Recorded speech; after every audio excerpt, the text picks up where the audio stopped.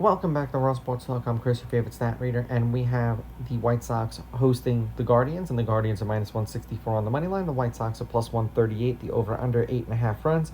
Cleveland laying a run and a half on the run line, or minus 104, meaning if you bet them that way, they got to win by 2 or more. And the White Sox getting a run and a half on the run line, or minus 115, meaning if you bet them that way, they win this game outright, you'd win. They lose by 1, you win. And I say this all the time. I hate the name, the Guardians. I don't know.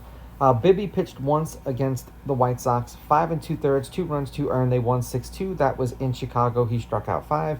Savale pitched once against Cleveland this year, 5 2/3, 4 runs, 4 earned. They lost 6-5. He struck out 3. Head to head, there really hasn't been much of a competitive edge, at least for the White Sox. Cleveland is 9-1 against them in their last 10. Cleveland has beaten the White Sox the last 2 times they played them. The road team is on a 2-game winning streak. The road team is 6-4. The favorite has won the last 2 games they've played against each other. The favorite is 9-1 on the money line. The favorite winning by multiple runs, laying a run and a half, is 6-4. There have been 4 one-run games in their last 10 meetings. The under is 6-3-1. And at 8.5 runs, the under would be 7-3 in the last 10 games that they've played against each other.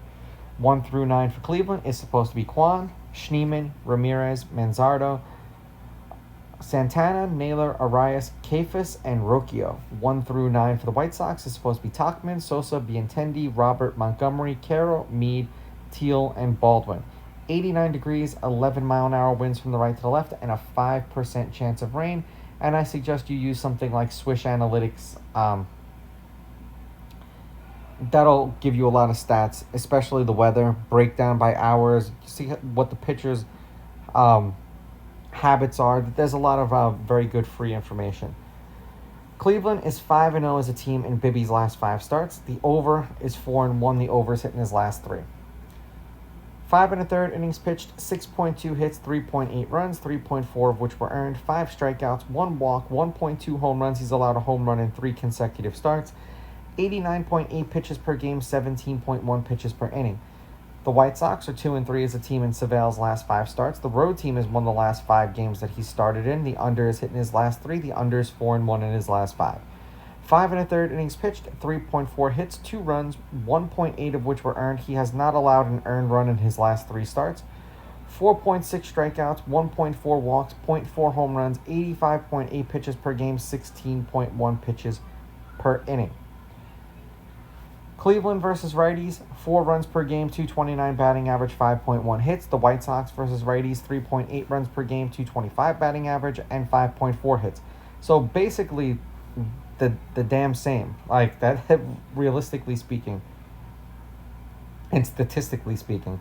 Cleveland is 7-3 in their last 10. The over/under is 5-5. They're on a 3-game winning streak. The under is hitting their last 2. If you bet them on the money line for $100 over their last 10 games, you're up $441 if you bet them every game.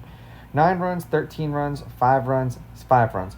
4 runs and a loss, 7 runs and a win, 3 runs and a win, and then 4 runs and a win. For the White Sox, 4-6 in their last 10. The over is 6-1-3. If you bet them every game on the money line over their last 10, you are down $51. 13 runs, 11 runs, 14 runs, 7 runs. 5 runs and a loss, 3 runs and a loss, 6 runs and a loss, 3 runs and a loss. Cleveland just owns the White Sox. I'm going to take Cleveland on the money line. I will take the White Sox getting the runs because I do feel while Savale's in, it should be a lower scoring game, but then once the bullpen gets involved, we'll see. And I'm leaning under. These are just my picks. If you disagree, please go with your gut, and please bet responsibly.